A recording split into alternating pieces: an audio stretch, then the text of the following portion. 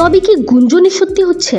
আসছে জুনে বিশ্বকাপ বাছাইয়ে ইকুয়েদর প্যারাগুয়ের বিপক্ষে ম্যাচেই ব্রাজিলের কোচ হিসেবে ডাগ আউটে দেখা যাবে কার্লো আনচেলোত্তিকে।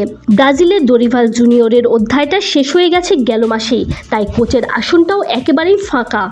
এদিকে দিন যত যাচ্ছে কার্লো আনচেলোত্তির ব্রাজিলিয়ানদের কোচ হওয়ার গুঞ্জন যেন আরও বেড়েই চলেছে। এমনকি একাধিক স্প্যানিশ গণমাধ্যমও দাবি করছে আসছে জুনে বিশ্বকাপ বাছাইয়ের 2 ম্যাচেই ব্রাজিলের কোচ হিসেবে ইতালিয়ান এই কোচই দায়িত্ব পালন করবেন।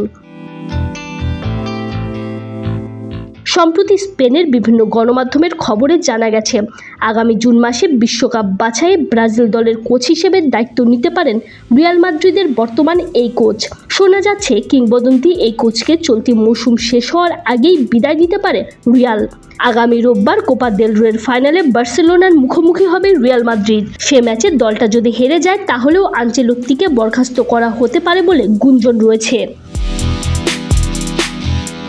স্প্যানিশ গণমাধ্যম রেলেভোর দাবি, জুন জুলাইয়ে যুক্তরাষ্ট্রে অনুষ্ঠিত ক্লাব বিশ্বকাপে আনচেলোত্তিকে আর দায়িত্বে রাখবে না রিয়াল মাদ্রিদ। তার আগেই যদি তাকে ছাঁটাই করা হয় সেক্ষেত্রে আনচেলোত্তির পরের গন্তব্য হবে ব্রাজিলে।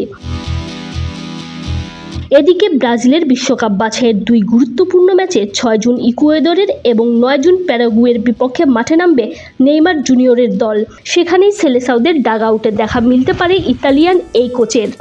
যদিও রোমা এবং এসি মিলানও ইতোমধ্যেই এই কোচকে নিয়ে আগ্রহ দেখাচ্ছে, তবে আনচেলোত্তি নাকি ব্রাজিল জাতীয় দলকেই বেছে নিতে চাইছেন, যদিও অফিসিয়ালি এ ব্যাপারে এখনও কিছুই জানা যায়নি। অন্যদিকে যে কোনো সময় কোচ শূন্য হতে যাওয়ার রিয়াল মাদ্রিদও পিছিয়ে নেই। লস ব্লাঙ্কোসদের জন্য আনচেলোত্তির উত্তরসূরির খোঁজে আছে ক্লাব কর্তৃপক্ষ।